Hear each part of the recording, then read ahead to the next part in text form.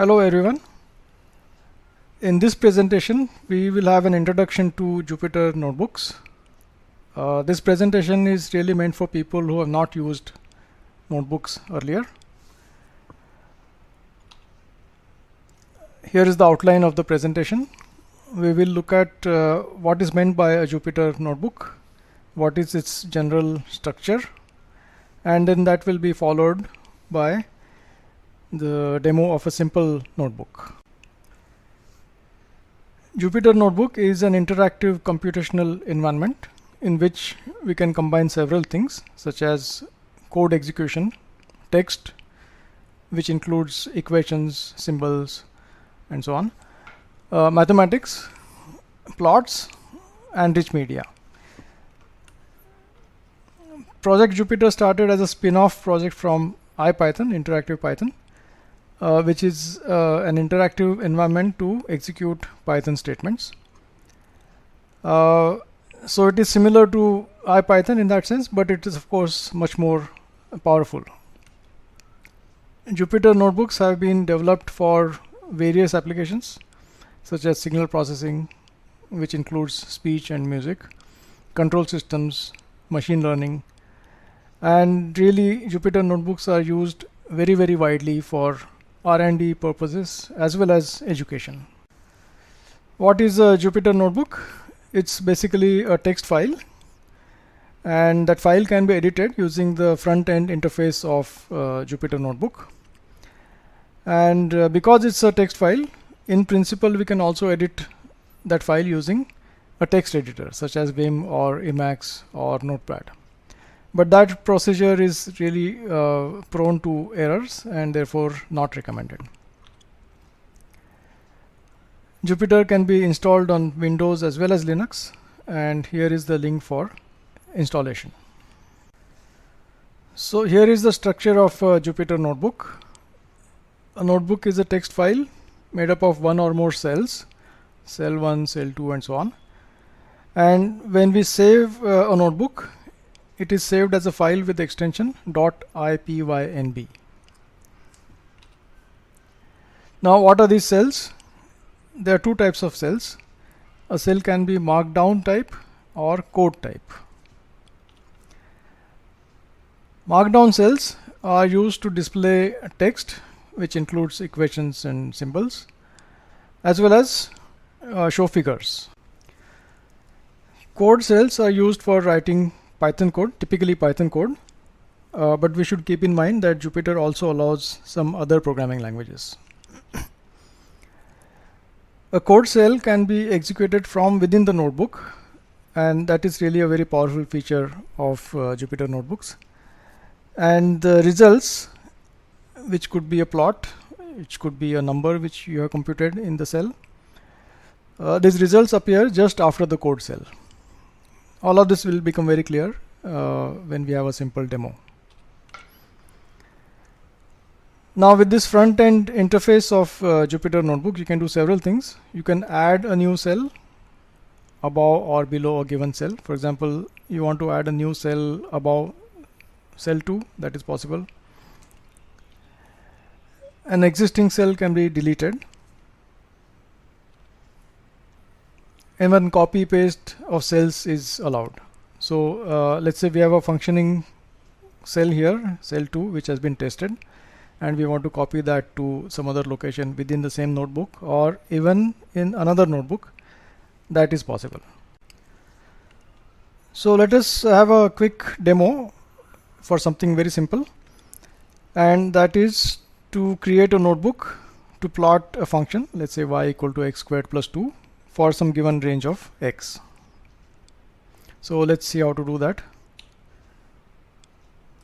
So for that purpose, I have created a directory here called Jupyter trial, and I'm going to launch Jupyter Notebook from that particular directory or folder.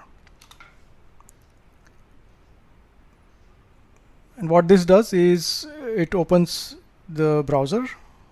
If you have several browsers, it will open one of the browsers that you have.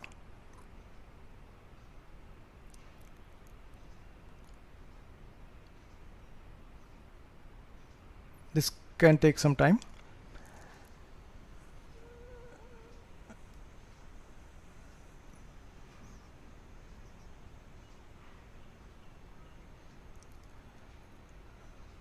And then it shows you a list of existing notebooks. In this case, we don't have really any existing notebooks in this folder, so therefore it's not showing any, it's just showing a blank list. What we can do now is go to the file menu and open a new notebook. So that opens a new tab, and it is asking us whether we want Python 3 kernel. Yes, we do. Select. So here is our first cell. When you create a new or when you open a new notebook, it automatically comes up with a single cell. And what is the type of this cell? That is displayed over here. So it's a code type cell. Let's change that to markdown. And let's use this cell to display our problem statement. So the problem statement is plot y equal to x squared plus 2 for minus 2 less than x less than 2. Alright, and notice that we are using LaTeX syntax here for the symbols and equations, which is very convenient. Alright, so here is our markdown cell, and we want to run it now. So we can do that by going to this run menu and say run selected cell. And you see that the text that we entered has been rendered using LaTeX format. Jupyter Notebooks also allows us to use HTML format, and that makes it really quite versatile. Notice that when we executed the first cell, the Jupyter interface has come up with this second cell, and we can now use that cell for writing our code. And this cell is already of type code, and therefore we don't need to change the type. So we can start typing our Python code here. We're going to use NumPy, so let us import NumPy. We are also going to use matplotlib, so let's import that as well.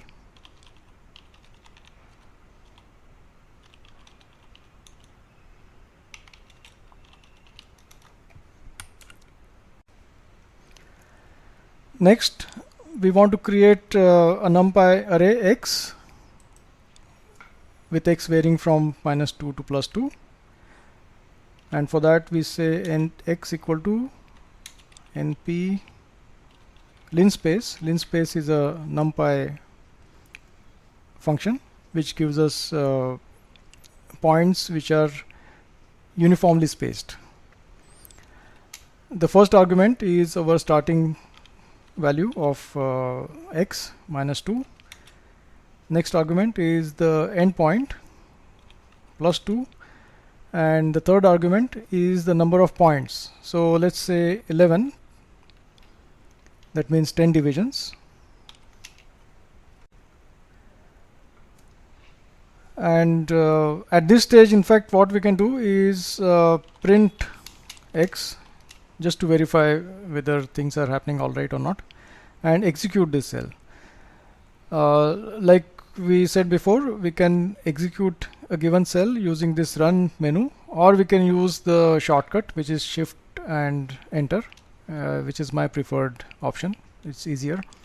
So let me do that, shift and enter.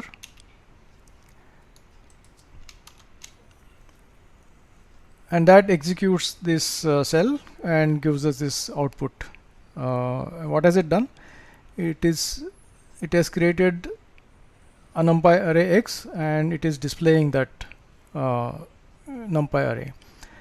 And since we asked for 11 points between -2 and +2, we have -2, -1.6, -1.2, and so on, uniformly spaced up to 2.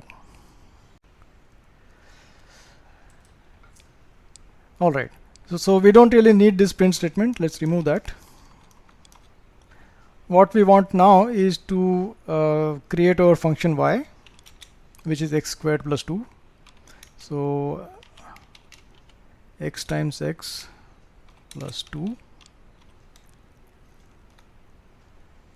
and now it's a simple matter of plotting y as a function of x, and that we can do using the matplotlib function plot xy. When I execute this cell, again using shift plus enter, I see this plot. So that is how these cells can be executed, and of course the cells can be much more complicated than what we have done. Now suppose we want to change some things in this cell, we can do that.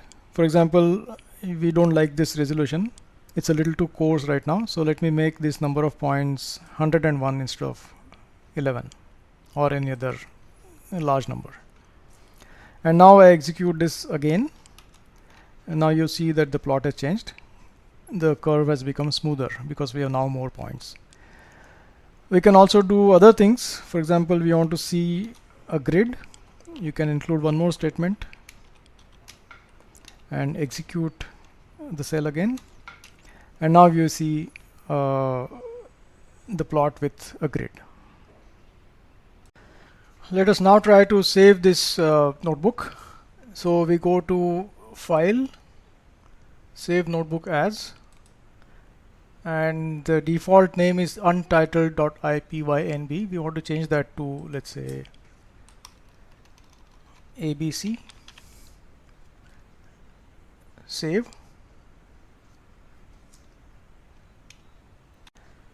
Now a new tab has opened, and that has the name ABC. That's the name given to our notebook. And let us now see what has happened in the folder or directory from where we launched Jupyter Notebook. So let's look at that folder. That folder is Jupyter trial, and now if you look at the files in this folder, we have here abc.ipynb.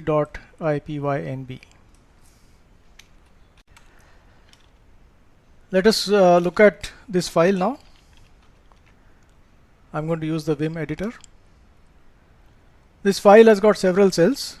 The first cell is between this curly bracket and this curly bracket here, and we can see that its type is marked down, and its source field here is exactly what we typed.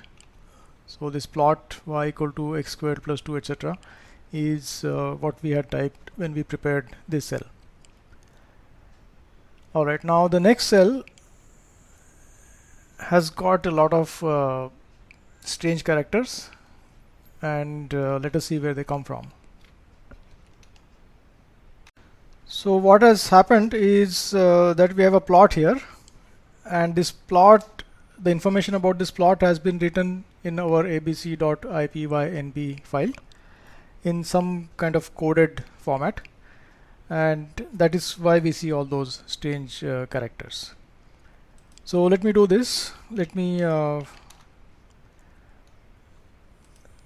clear the output of this cell and save the file again, and that we do by going to edit, clear cell output, and then save.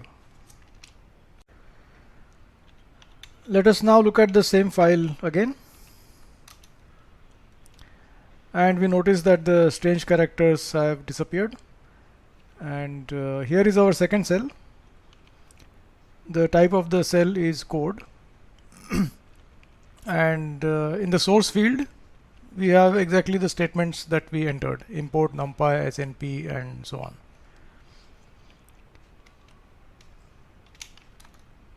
So this is how a notebook gets saved, and that completes the brief introduction to notebooks. And of course there is a lot of material available on the net on Jupyter Notebooks, and you are welcome to look at all of that.